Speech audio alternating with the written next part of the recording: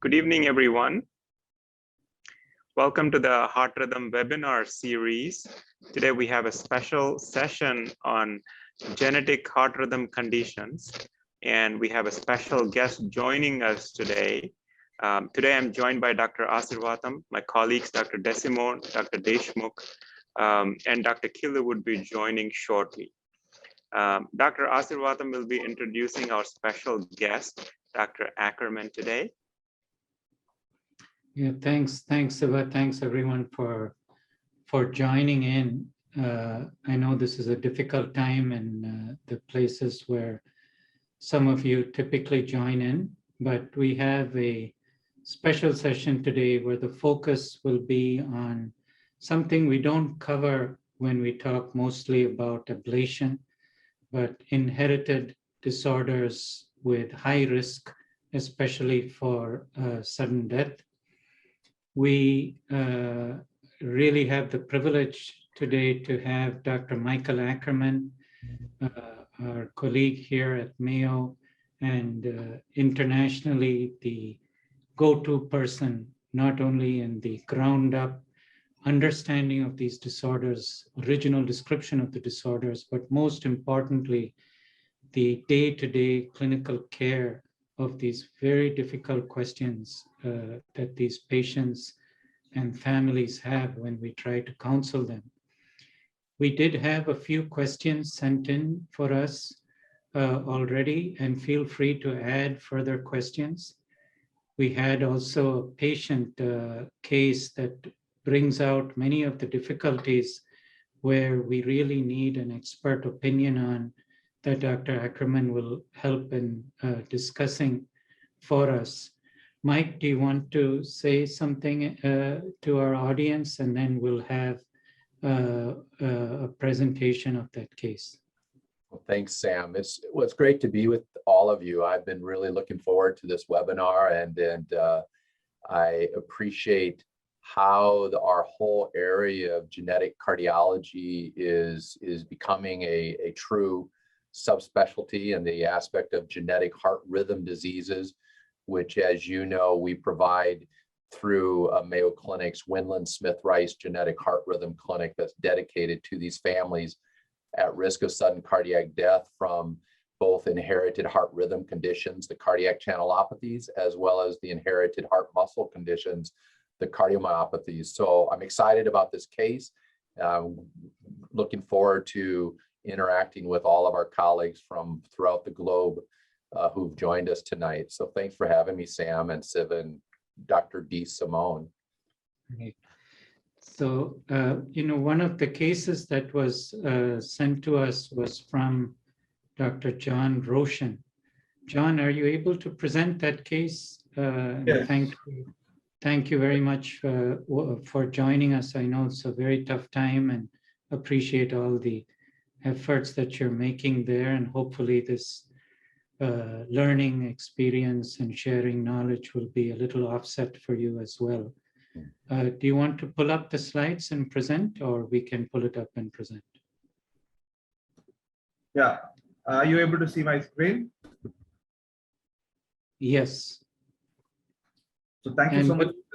And I might stop you from time to time and then get Mike's opinion as we discuss this case as well. Thank you so much for this opportunity, and we from across the globe are very grateful to Mayo for improving our discussion and education in the field of EP. Yeah, so we have a 32-year-old male who presented 2 syncopal episodes. He's a cycling enthusiast, and his first episode happened when he woke up one morning at 6:30 and decided to go cycling. He usually cycles 35-40 kilometers. And on this particular day, he woke up, never had anything to eat or drink, straight away took his bike and started cycling. And he says he was cycling at a much faster speed than he normally does.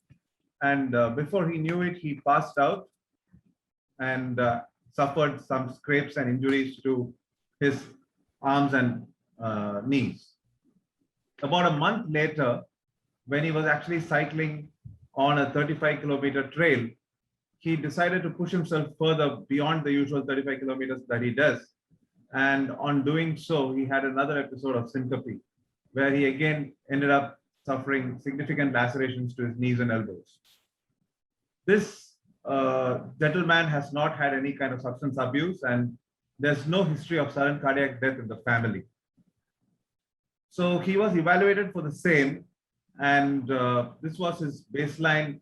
So maybe before we discuss the ECG, clinically, this is a scenario that can be tough to know how we develop a differential diagnosis. And a young person, otherwise normal, clearly exercise, and then they have syncope. And maybe I'll get Mike to kind of comment on historical points that to you are like red flags to think more deeply about and needs careful evaluation. And then I'll ask maybe Dr. Deshmukh to just comment about benign conditions that could present this way as well. Yeah, so thanks, John. Thanks so much for this case. And again, I share my deep concerns with what you're going through in India and throughout the world with our COVID-19 pandemic. John, I love this case because the challenge obviously is when somebody faints without the advantage of an internal loop recorder to give us immediate rhythm spell correlation, you and I and any of us taking these stories, we're trying to envision in our mind, was this, as I view it, a normal sinus rhythm faint or an arrhythmic faint? And I think, when we're young, all of us by virtue of being young, we have the right to faint normally. And in fact, 25% of all of us will have fainted at least once before our 32nd birthday. We teach, don't we, that exercise triggered or exercise associated or exercise related fainting is a dangerous faint until proven otherwise. And so I'm sure you did a full evaluation, as we should, but I think what we fail to teach in that messaging is that even though that's a true statement, we do not have to force a diagnosis of a sudden cardiac death predisposing heart condition on an exertional fainter, because the pretest probability that an exercise-related fainter has an important life-threatening disease is actually only about a 35% chance.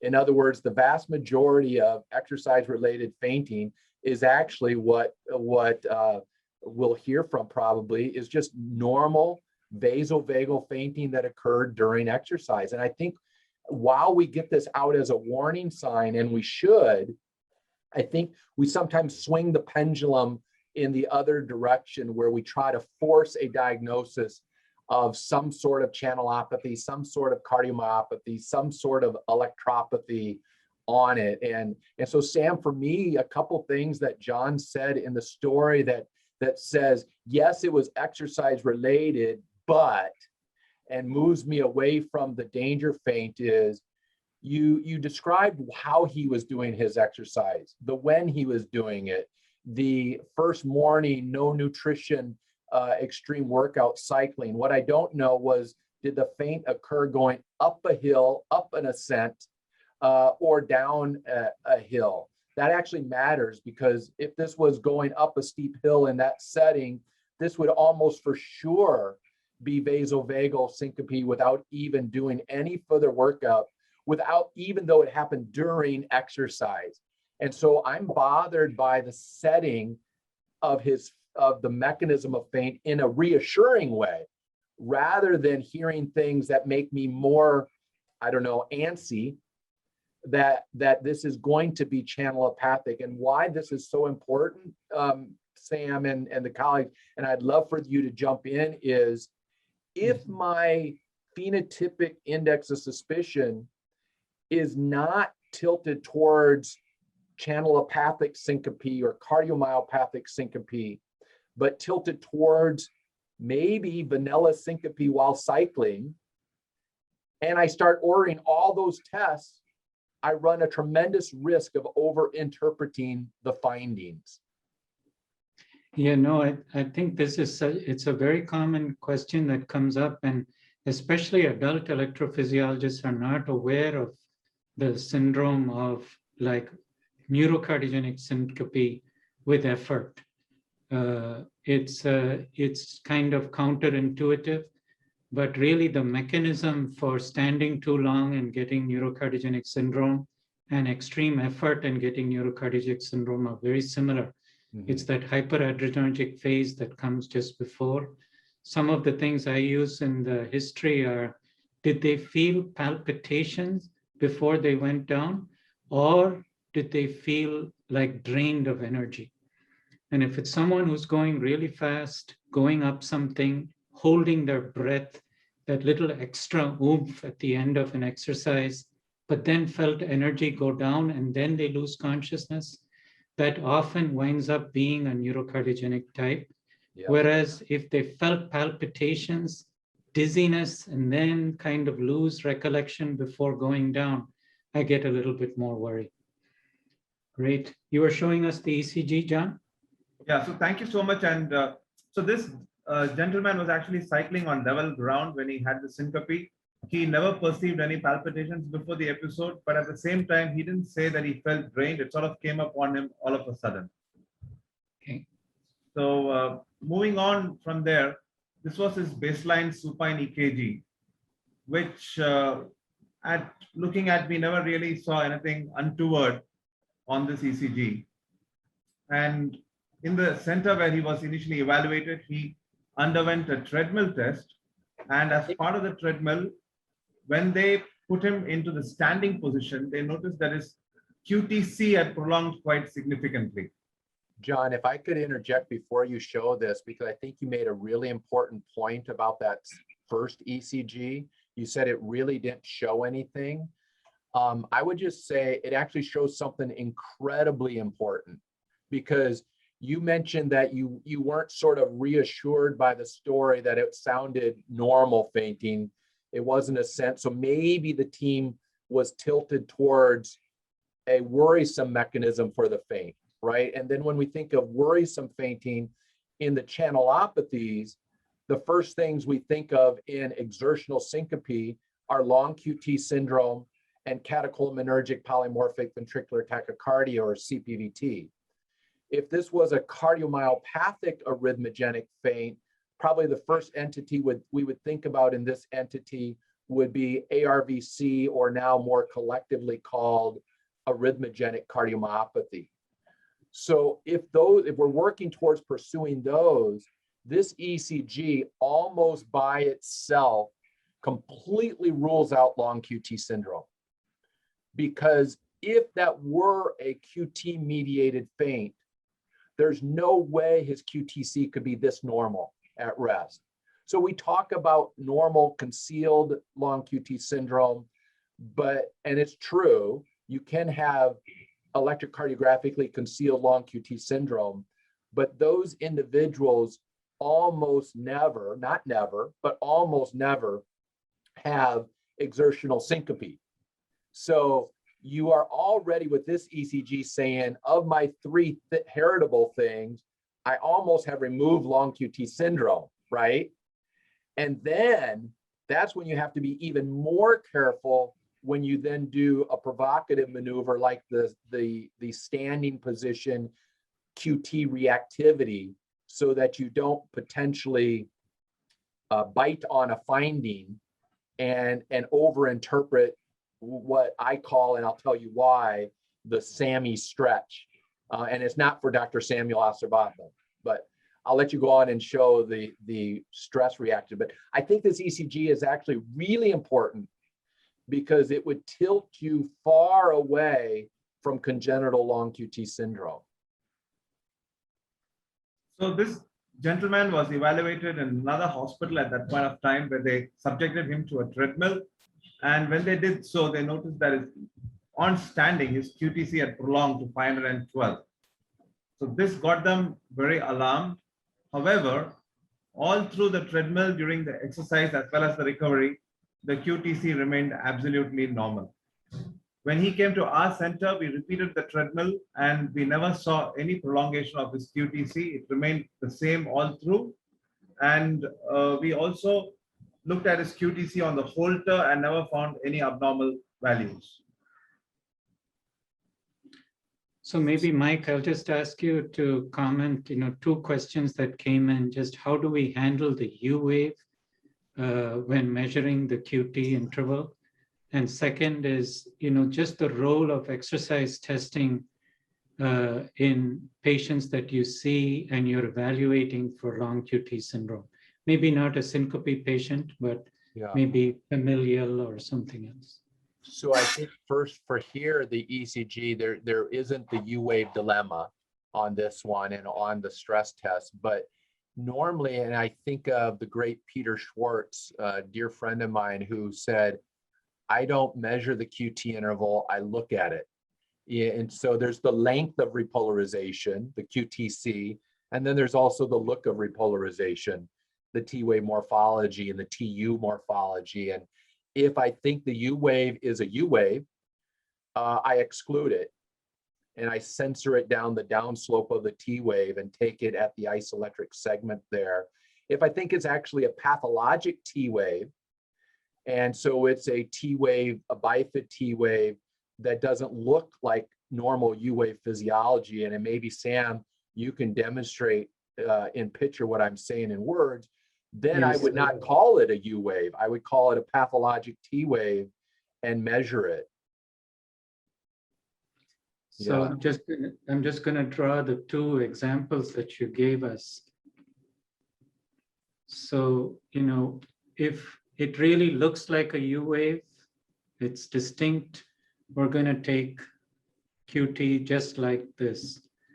But if it's a weird looking T wave, possibly the U wave is in there, it's distinctly bifid, then we're taking the end of this. Is that fair, Mike? Exactly. And that one, Dr. Asravatham showed very nicely, because there, if that were a U wave, that's a little bit too much fusion of the U wave into the proximal preceding T wave with that amplitude point there, the so-called T1 and T2 being greater than half of the amplitude of the T1 proximal T wave. And as that amplitude of the second hump gets lower and lower, then that becomes more U wave-ish. Where it's the easiest is actually when that T2 amplitude is of greater amplitude than the T1, like that. And that is never a normal U wave.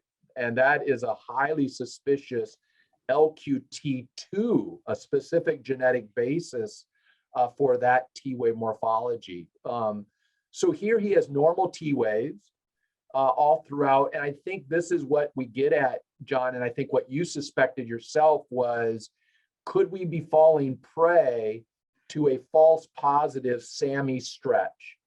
So this was popularized by a good friend of mine, Dr. Sammy Viskin, with the stand-up test, where upon standing, then the heart rate has a brisk chronotropic response and the QT didn't adapt in a heart rate appropriate way, leading to the SAMI stretch, a lengthening of the QTC.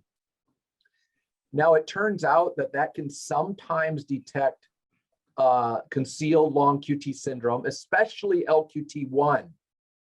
But when that QT standing reaction isn't supported by a maladaptive QT reaction in the recovery phase, then that SAMI stretch in the first minutes of standing could well be a false positive. And we and others have shown that it can be a false positive in young people up to 20 to 30% of the time. And that false positive rate is even higher if there's not complementary alternate maladaptive pattern at the 3-minute recovery phase. Because what this is really getting at is catching LQT subtype 1.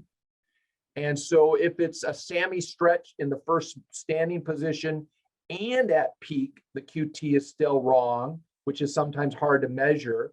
But then in the recovery phase, the QTC is still above 470 at 2, 3, 4 minutes of recovery. Then it all fits.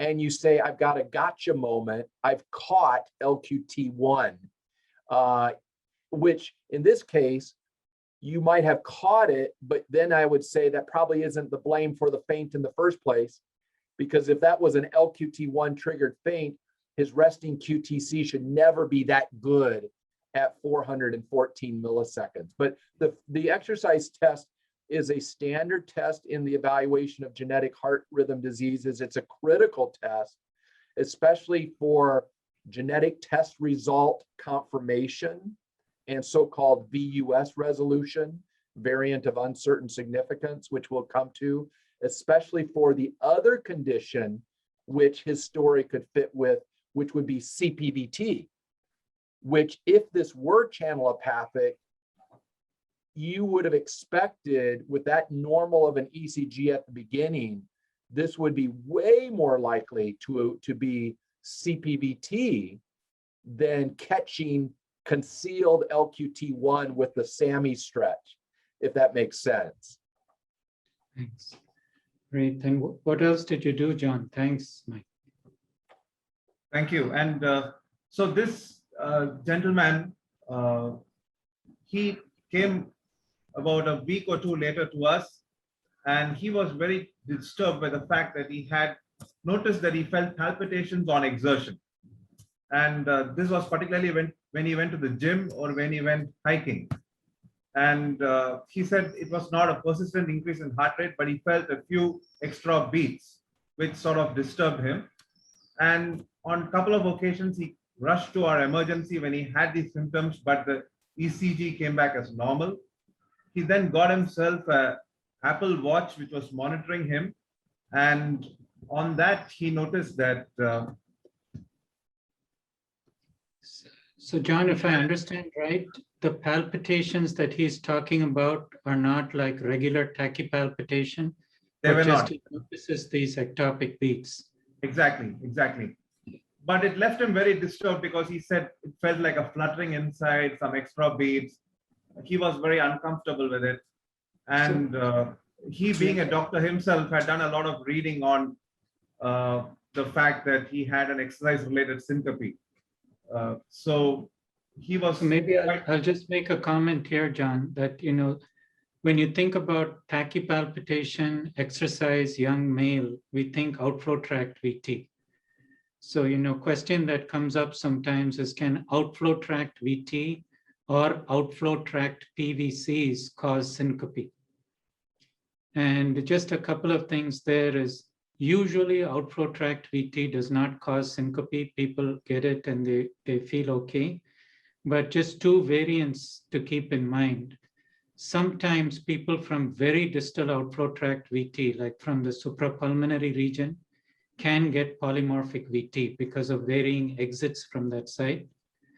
And second is in the athlete who has low resting sinus rates, sometimes they go into an outflow tract VT, they stop biking or they stop exercising, the VT breaks, and that sudden drop in heart rate can make them feel dizzy or possibly faint.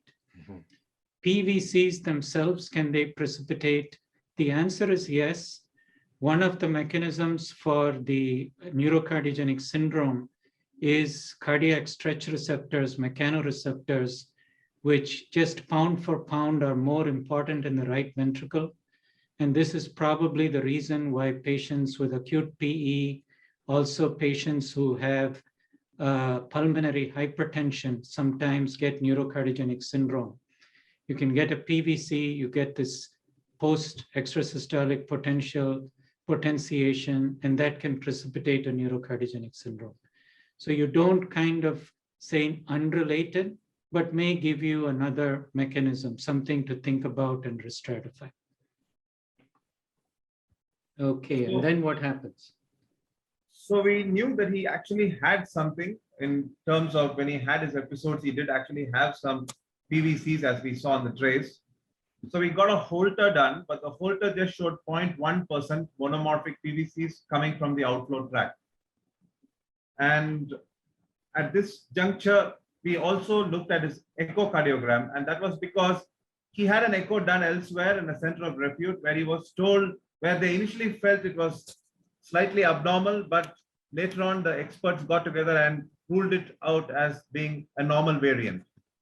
So he also had a genetic testing done elsewhere, the reports of which came in showing a KCN-D3 variant, which was suggestive of Brugada. Now, we felt this was probably just a red herring over there.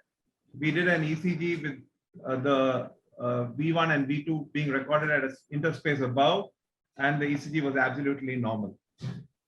So maybe this will be an excellent point to get Mike to comment. So as I'm sure you get a lot of questions like this clinically and from all over the world.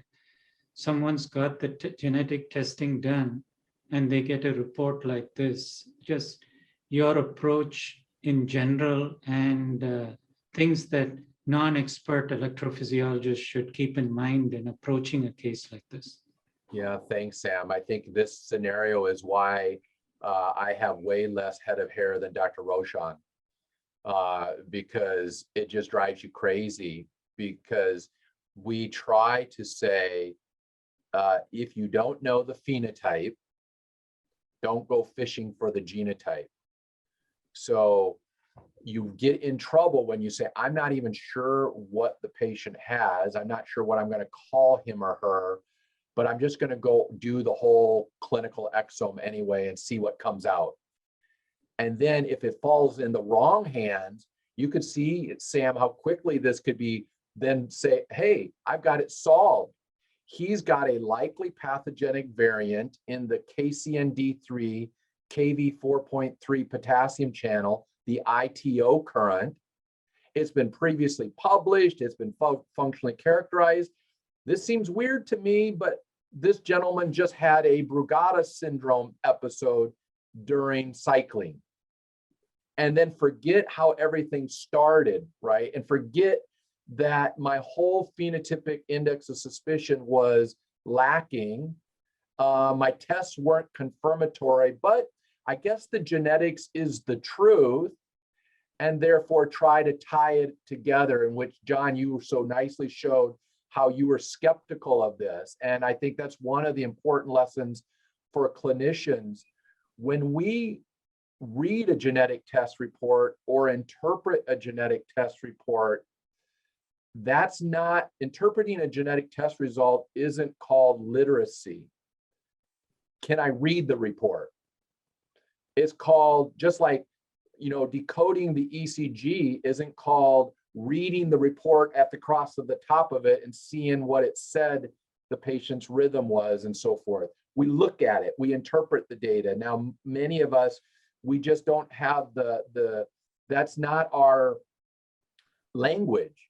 The language of genetics is foreign to us. And so we then acquiesce to the genetic test company and just read like we read here and say, oh, it's a mutation, it's Brugada syndrome gene, it's called likely pathogenic, therefore it must be, instead of looking under the hood and doing the due diligence. And it's just, it's fortunate for me, John, that I just so happen to know this mutation, because my team discovered it 10 years ago.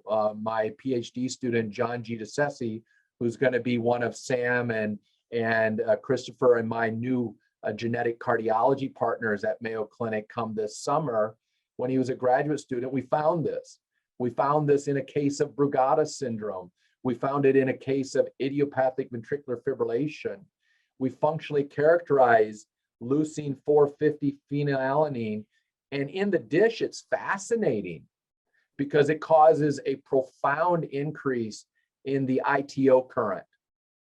And whether you have loss of INA in phase 0 or gain of ITO in phase 1 of the action potential, you can get that depolarization, initial repolarization mismatch. In other words, Brugada syndrome substrate. So it all fit, it all made sense until 10 years later. What do we now know about this variant? Well, we know that this variant in the public genome aggregation database is present in in looking at over 140,000 humans, this specific variant is present in about 1 out of 4,000 of us.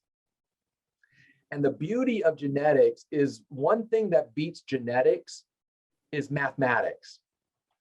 So the math doesn't lie. There's no way this variant at a 1 in 4,000 frequency can be a monogenetic substrate for anything, right? Brugada syndrome is 1 in 5,000 people. KCND3 mediated Brugada syndrome is at most 1% of all Brugada. So that's 1 in 500,000. So this single variant in this gene, even if the gene is a Brugada gene or an early repole gene, is 100 times more common than the collective frequency of all KCND3 mediated sudden cardiac arrest syndrome disease combined. So it can't be. Now, could it be a functional risk allele, a modifier, a proarrhythmic polymorphism? Maybe, but it can't be the cause. And so I'm so impressed, John, that you were very skeptical and say, this doesn't fit. But since it's in the Brugada pathway, let's take a closer look and see if we incidentally have stumbled upon Brugada. And then you probably did a high lead ECG to see if you could bring out a Brugada pattern and so forth. But I think the most important thing is what you did is you said, I'm not sure I'm buying this result. It at most is an incidental finding because it surely doesn't connect with what happened to this patient while cycling. So great job. I wish I could say that that's the norm out there. It unfortunately isn't.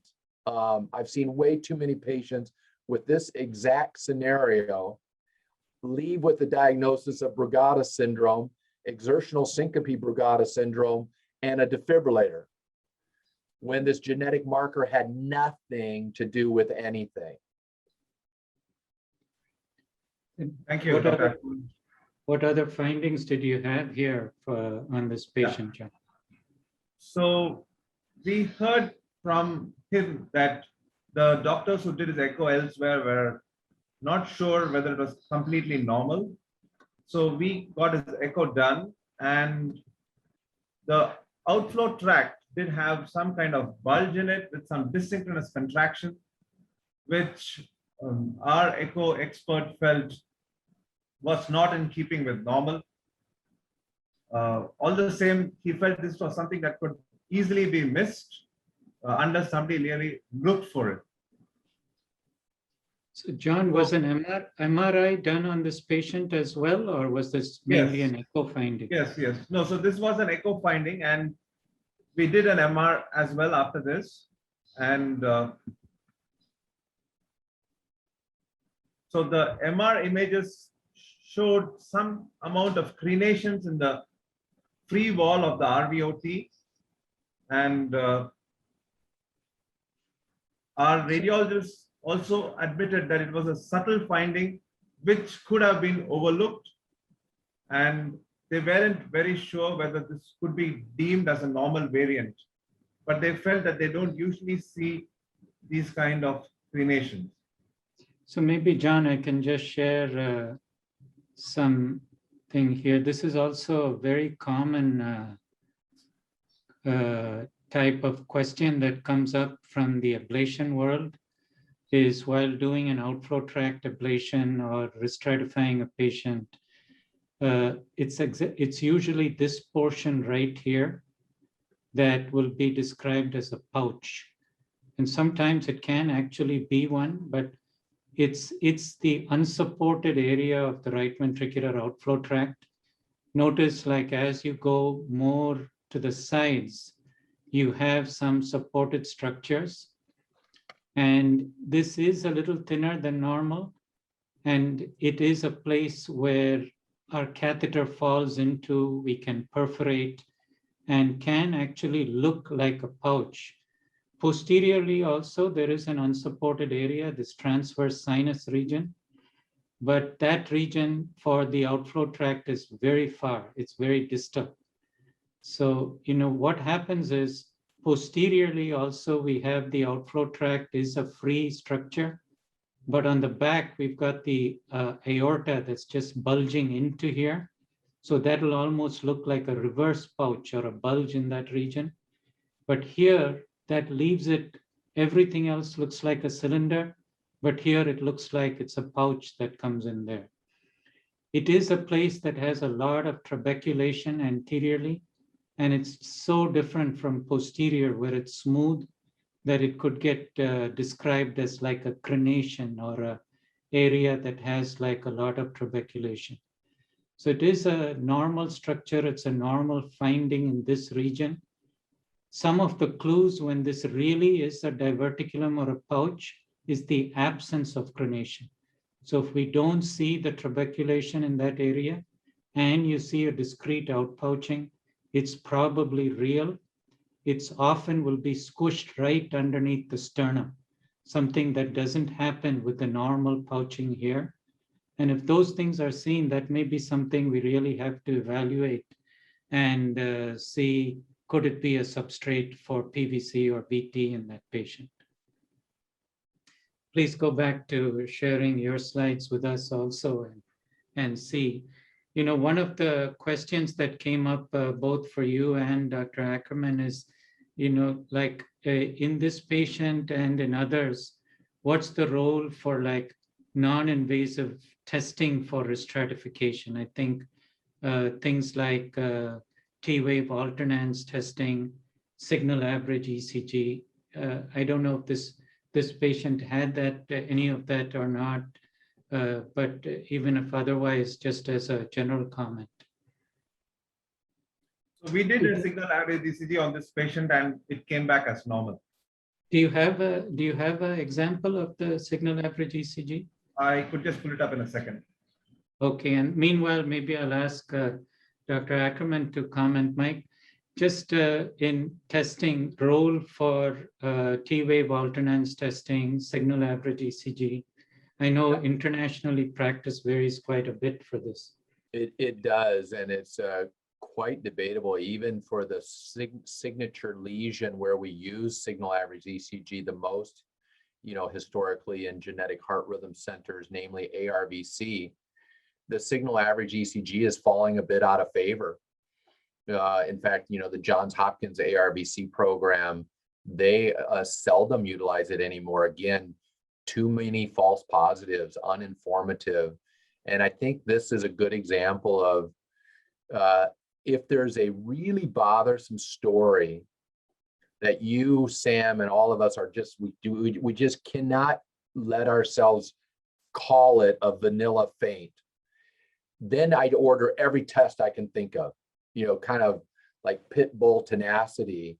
But when the story is weak and hedging towards a non-arrhythmic mechanism of fainting, and then we start going to esoteric tests, if you will, we just so quickly can get into false positives. And like, I think we have already now 3 examples, John, of what I call FUSs. And we're making a lot of fuss out of findings of uncertain significance. So a lot of cardiologists are really harsh on the VUSs, the variants of uncertain significance, and say, oh, genetic testing is terrible, I got another VUS. But we wrestle with FUSs all the time. You know, was that SAMI stretch in standing? Was that a pathologic signal? Was that a false positive noise? The echocardiac imaging, is that a pathologic abnormal RV outflow tract pouch, or is that just noise? That's an FUS.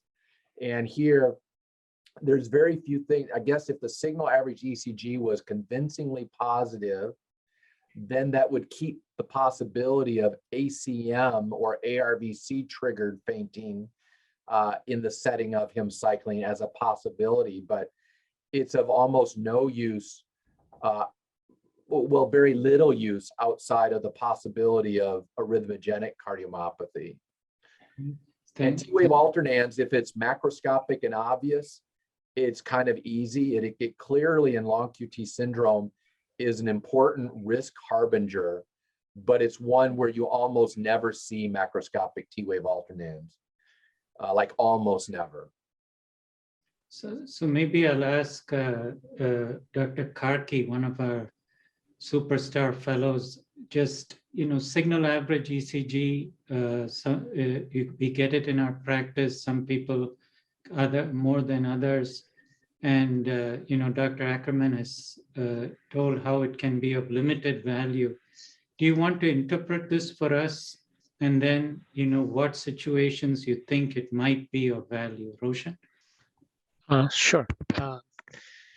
For the signal average EKG, we are trying to basically look at how the terminal portion kind of activates in a QRS, basically averaging a number of EKGs. So it's the terminal portion. In other words, it's like how we, in a substrate map, when we're looking at PVCs, VT ablation, and restratifying, we want to see like what are those late signals, so those late potentials. And we have a way to try to pick this up. Maybe I'll just briefly describe, it's a very commonly asked question of things. So, when we do substrate ablation, one of the big things we're trying to figure out is, sites of late activation. So diseased myocardium, but viable tissue. So viable tissue, diseased myocardium, reentrant VT.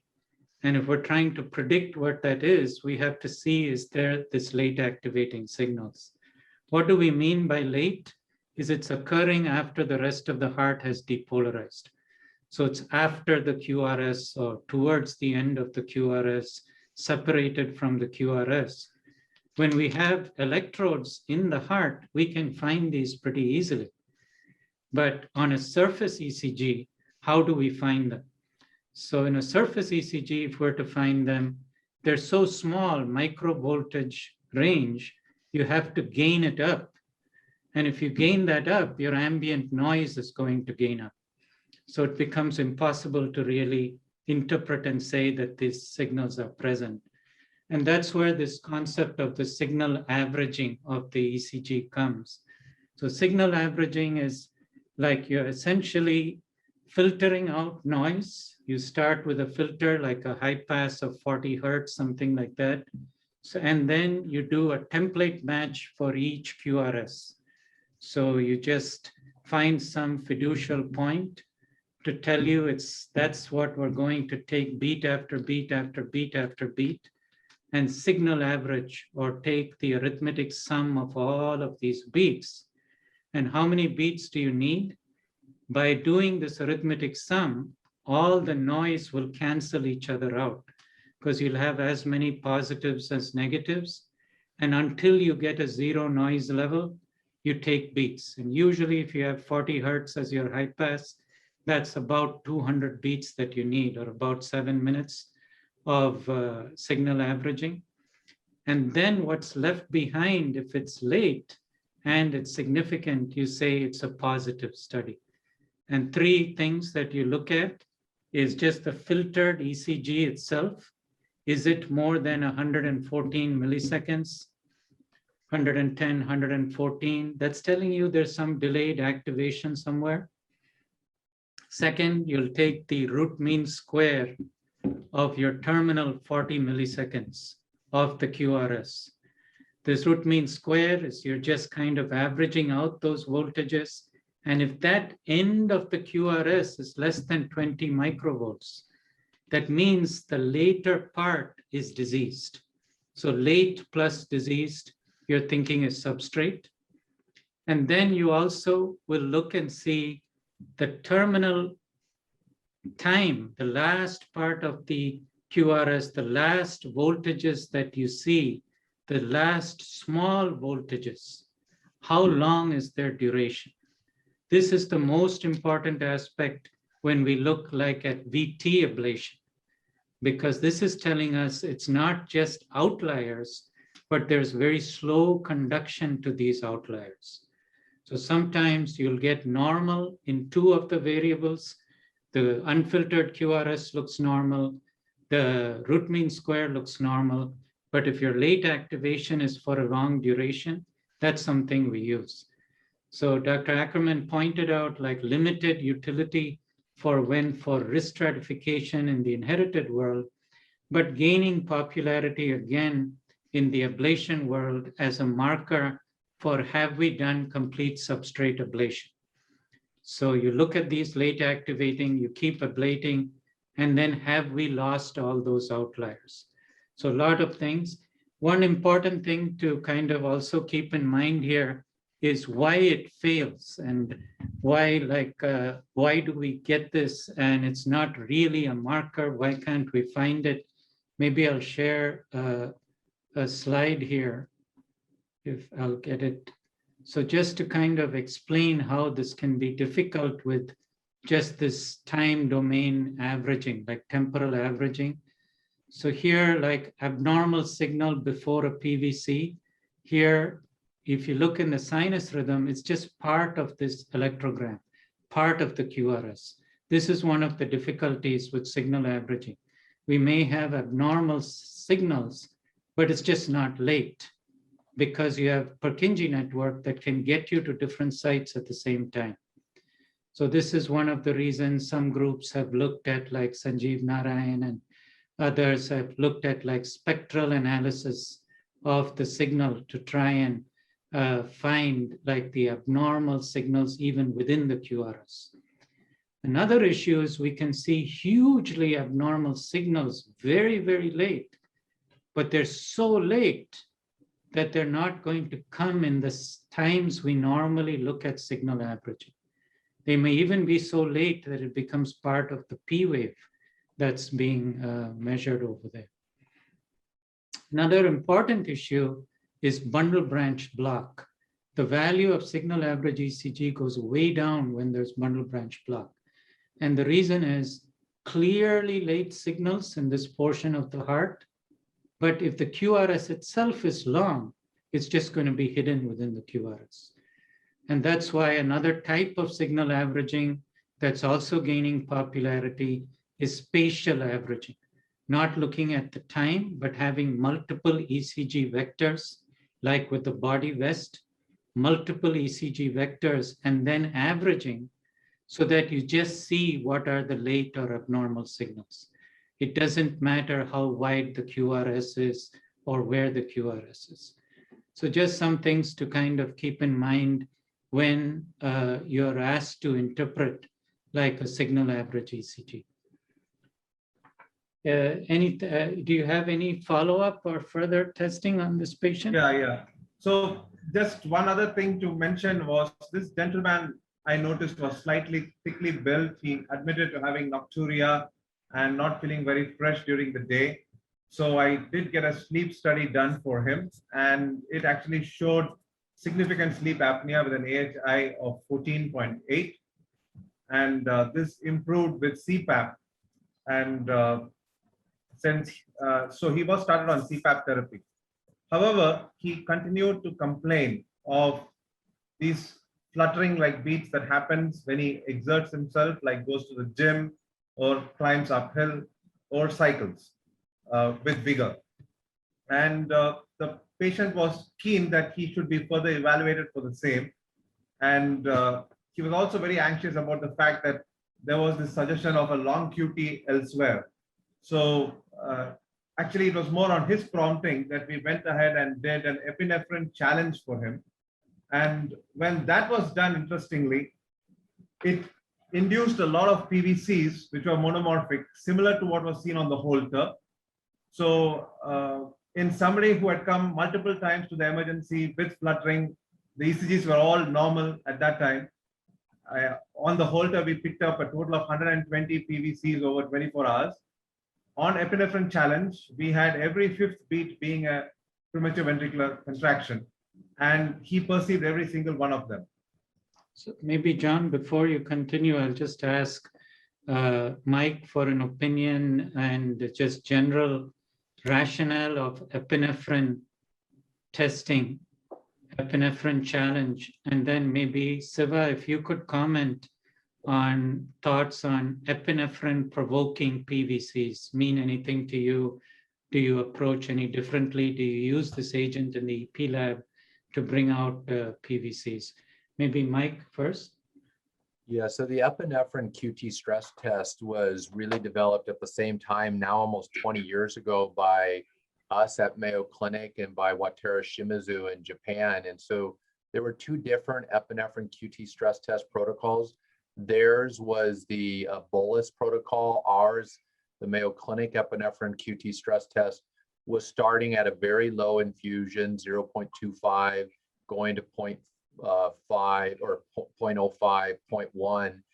And really, at its best, it was a way to confirm LQT1 pathology, because you would get a paradoxical reaction or a paradoxical lengthening of the absolute QT interval. It was a beautiful way to catch long QT syndrome subtype 1, particularly back then in 2004, when you would send a blood sample off and you'd get a result back in 3, 4, 5 months.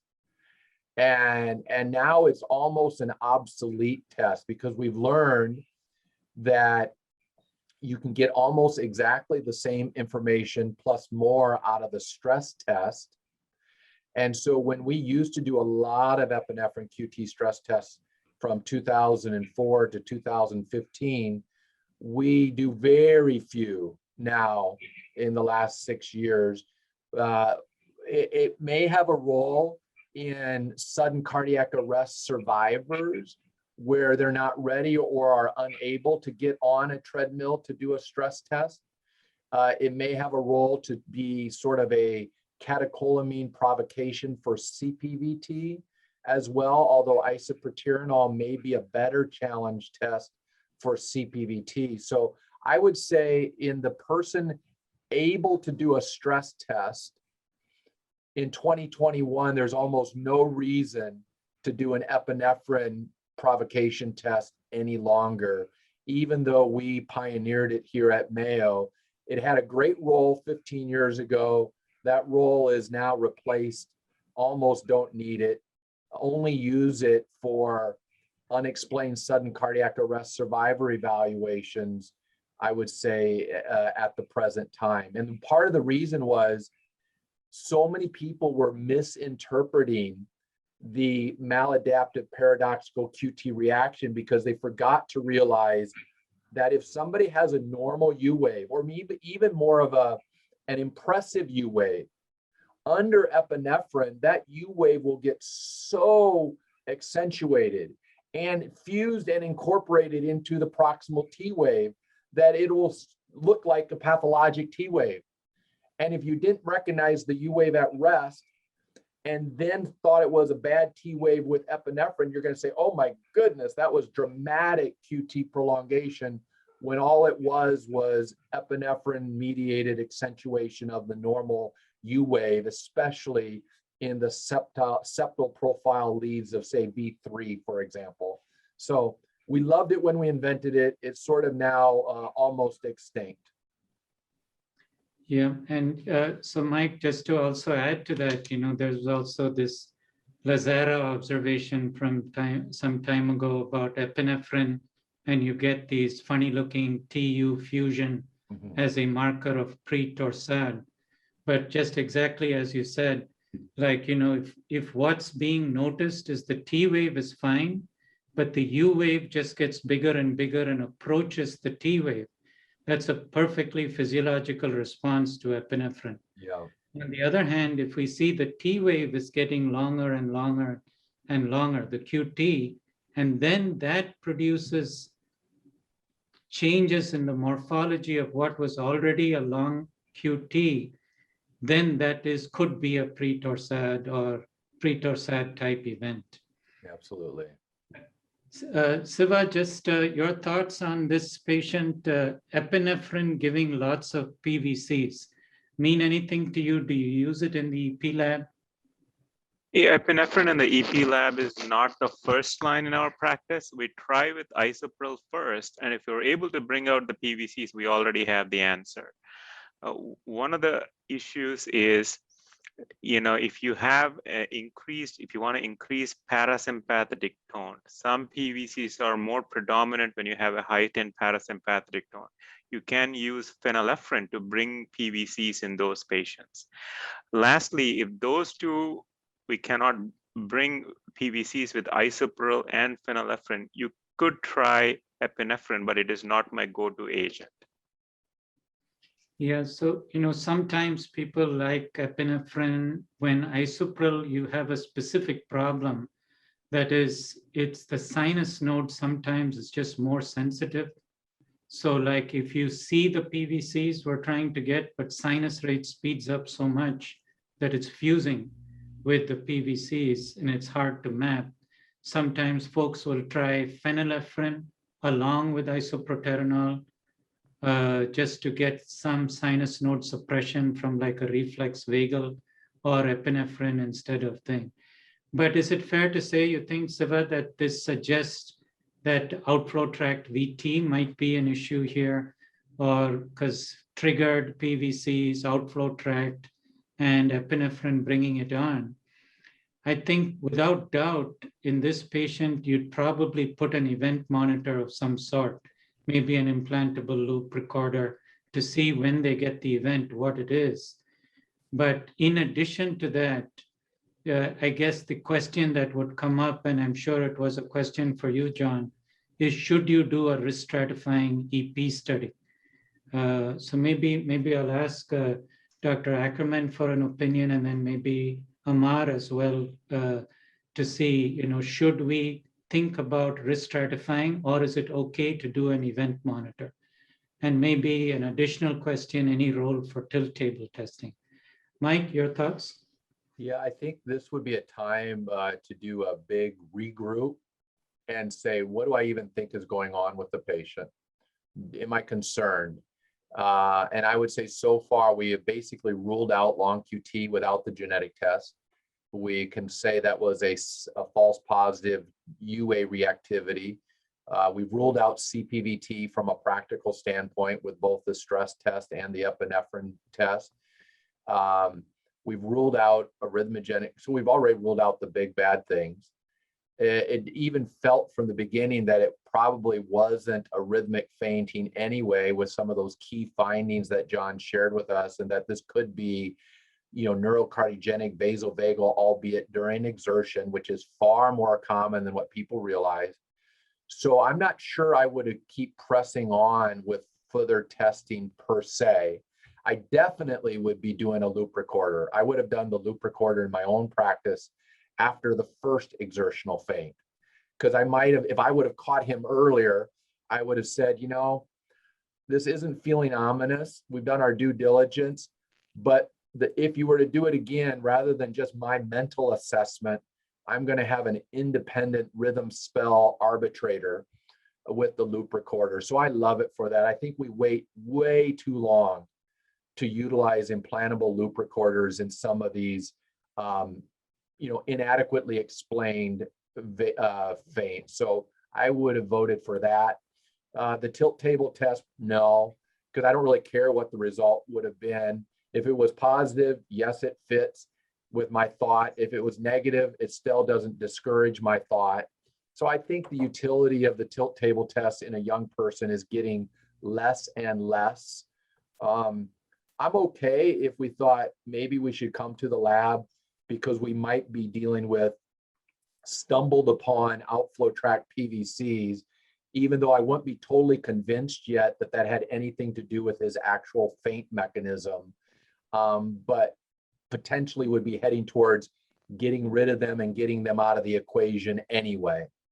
That would be some of my thoughts. I'd love to know what Siva, you or Christopher or others have. Yeah, Amar, your thought for EP study. So issues here are we comfortable with monitoring, or there's been this syncope, there are these PVCs, and there's this possible pouch in the outflow tract? Yeah, I think it's a very good question. It comes up a lot. As Dr. Ackerman said, definitely needs discussion between the various stakeholders. I think we have to be careful not to take someone to the lab and be overly aggressive with stimulation and then induce something that's non-specific, and then we're left with something that we could have got in pretty much anyone and then end up treating that and saying that's the answer. So in this situation, I think ambulatory heart rhythm monitoring is very reasonable. I agree, though, with the PVCs. It makes sense that if they're bothersome to the patient, then targeting those with ablation and then performing a controlled EP study would be reasonable. And by that I mean avoiding overly aggressive, overly tight triples or something like that, where you may get a false positive VF induction or something like that. One of the things that I've learned from our exercise physiologist, Dr. Allison, in patients who have these multiple exercise syncopal spells, especially their endurance athletes, he makes them bring their bike into the lab and simulate that exercise that the patient is doing. So if this patient is doing 35 miles, he makes them do it. And a lot of times you may be able to bring out the patient's spell by reproducing the exercise conditions. The bruised treadmill may not reproduce what is undergoing during that extreme conditions. So that would be better, Siva, than an event monitor with them exercising, because maybe less noise and we can change the leads and things like that. So yeah, and just to emphasize what Amar said, your over-aggressive EP study is two aspects. One is just doing 4 or 5 extra stimuli, multiple drugs, but it's usually over-interpretation. Just about anybody you can get into VF, but we don't get anybody into VT. That's one. Second is you will not get with extra stimulation testing a induced PVC that then gives you a polymorphic VT. Those are both abnormal responses. So I think the one that would bother me in this patient, as this patient were to die suddenly, this could be an outflow tract VT variant where it's so high in the outflow tract, the origin, that we can get polymorphic VT. So because of this multiple exits. So if that's still playing in our mind, we're worried about it, I think that could be a potential rationale, but we would really pay attention to what ectopy am I getting, where am I stimulating from, and I don't want to see just a non-specific response. I think it would be reassuring in this circumstance if we don't induce anything. Be a choice, discussion with the patient, but that would be the rationale. But maybe, John, you can just give us a quick update and then we can wrap up for today.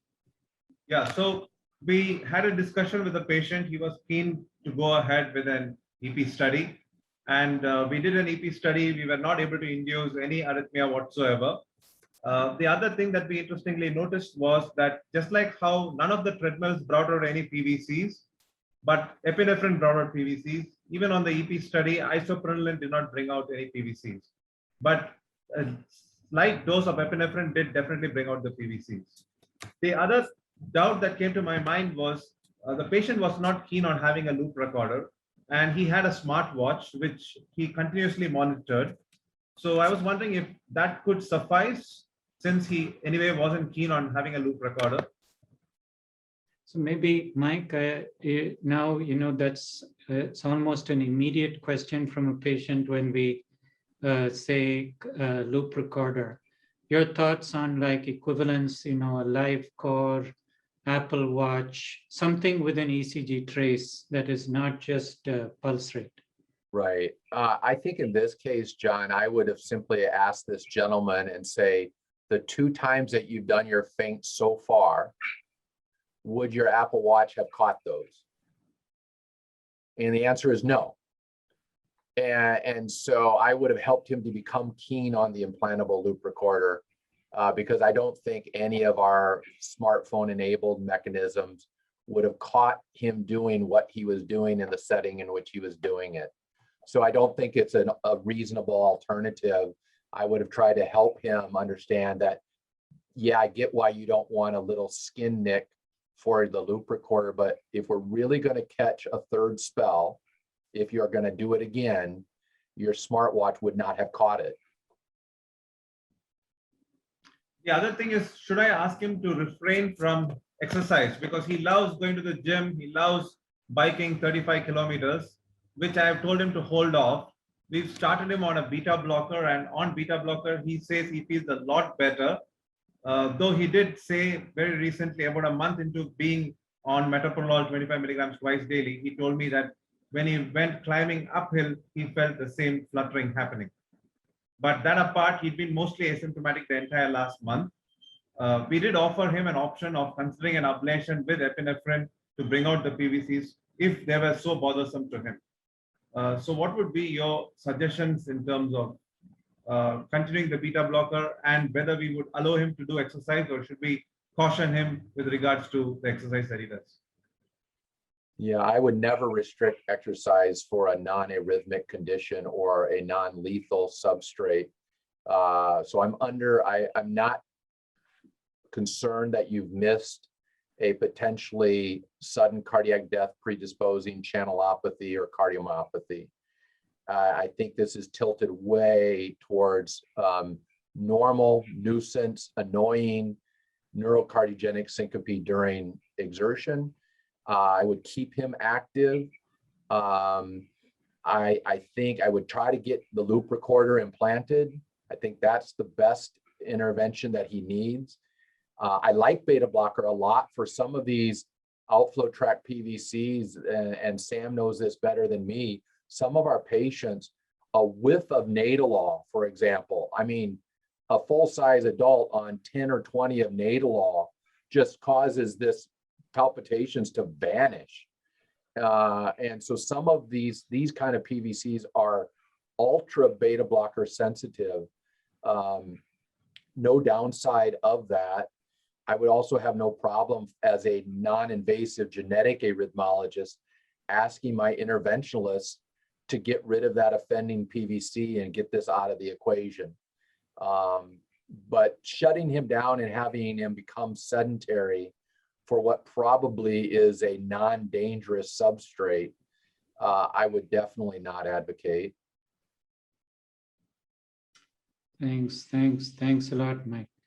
Well, you know, this it's been a really nice session. Mike, thank you very much for joining us. It's just an absolute treat to have you, the insights that you share with these cases like this.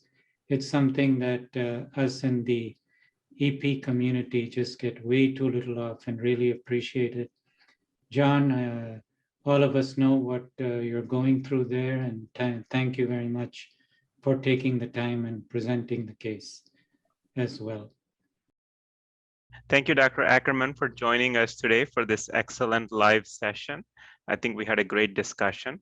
We answered all the questions, and there's one question that was submitted by a physician who had a patient who had a ventricular fibrillation arrest. Patient had a structurally normal heart, apparently had some PVCs on the rhythm strips upon arrival at the hospital. MRI was completely normal, and on genetic testing, he had a pathogenic mutation detected on MYH7 gene. He subsequently underwent an ICD implantation. He had recurrent ventricular fibrillation that was thought to be PVC initiated ventricular fibrillation. He underwent a moderator band PVC ablation and subsequently was started on quinidine. So he had two sons, the first degree relatives who had the same mutation. And how would we approach this? And what do we counsel this particular patient and his family? Yeah, Siva. So we did have a great session together. I was so glad to be with you all. And this one, actually, we could probably spend a long time on, unfortunately, because it's actually a little bit complicated and convoluted in the sense of it ties in with John's story, doesn't it? The story.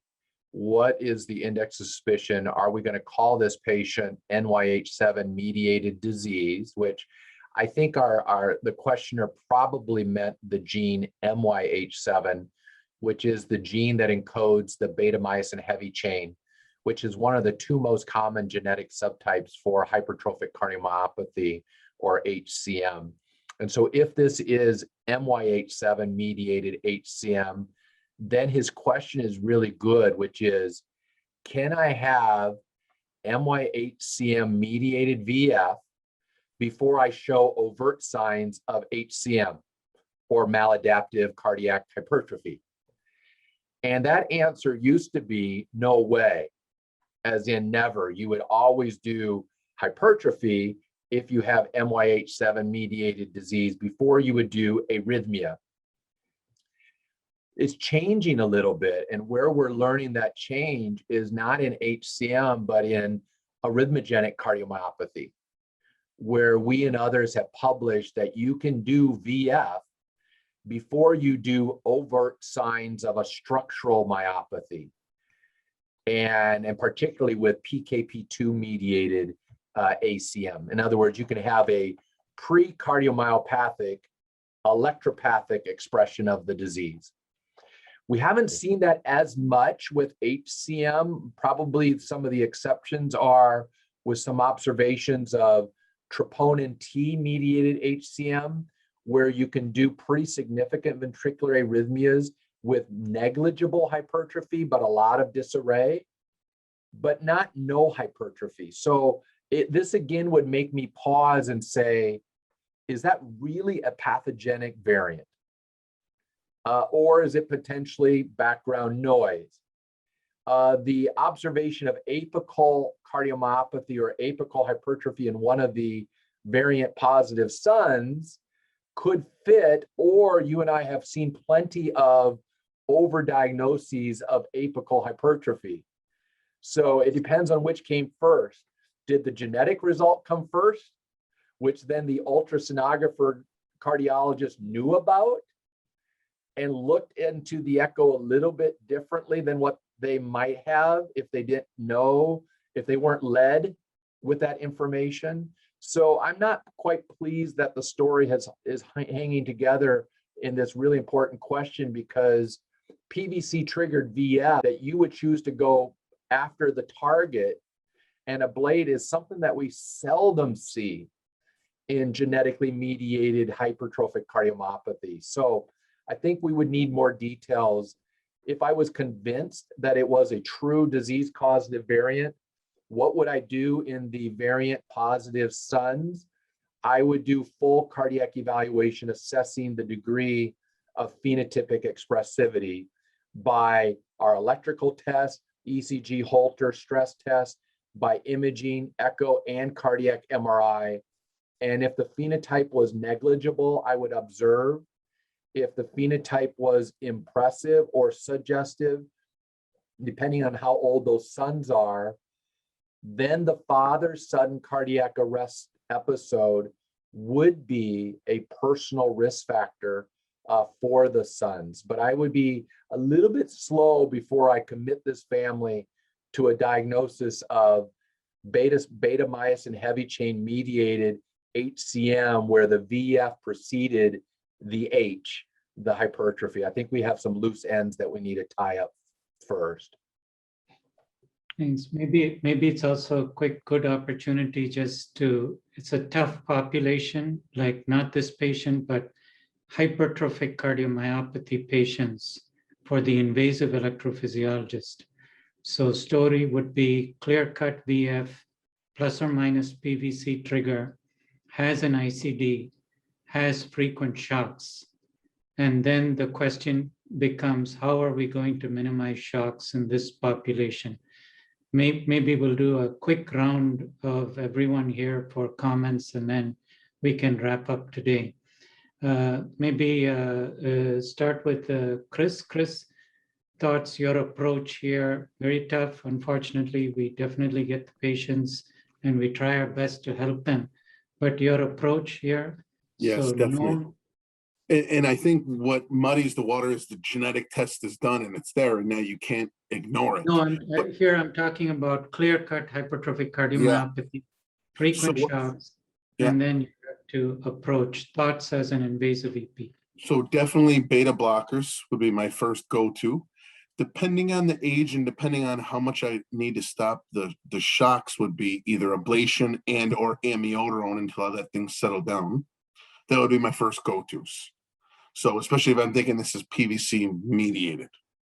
If I think it's substrate mediated, or if this patient has this apical or pouch or things like that, again, I would go to ablation and then amiodarone probably in the post-operative period until I know it's settled down, because I don't want them to keep having recurrent shocks. Okay. What about maybe Siva, your thoughts? So I think if it is PVC-induced ventricular fibrillation, it's important to understand the trigger for the ventricular fibrillation, either 12-lead ECG tracings when he's having lots of these PVCs, or using the defibrillator to understand where the location of the trigger is.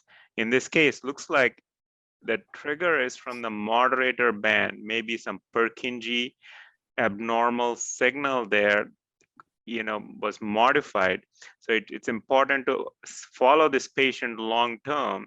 And for many years, if he doesn't have any shock, it's probably just a run-of-the-mill PVC Purkinje-induced ventricular fibrillation rather than this gene-related arrhythmias.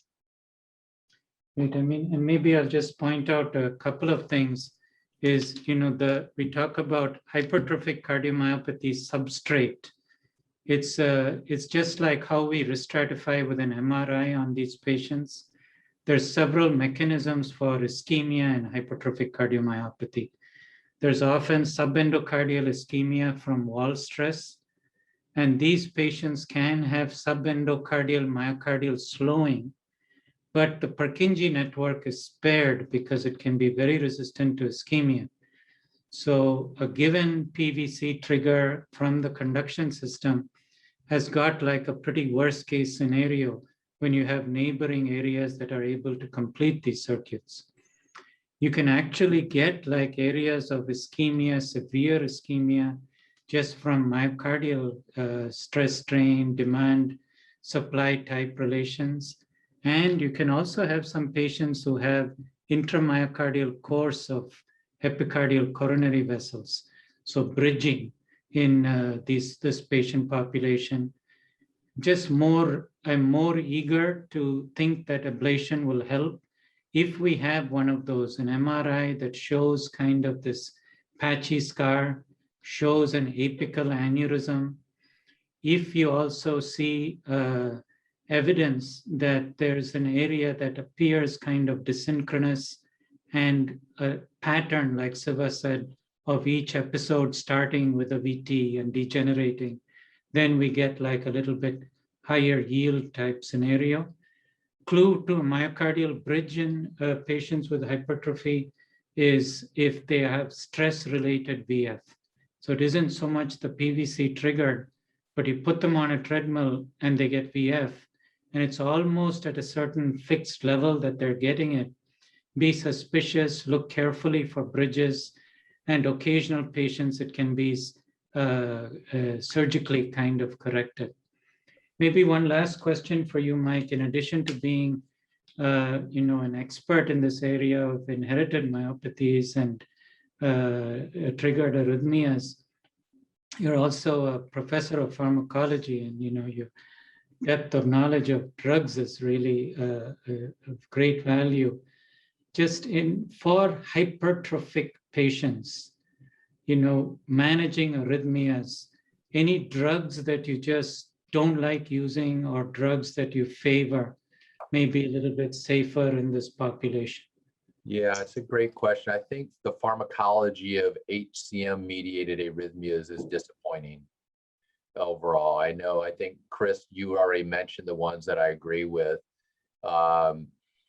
for beta blockers and amiodarone. I think overall, amiodarone is not that therapeutically efficacious in these patients.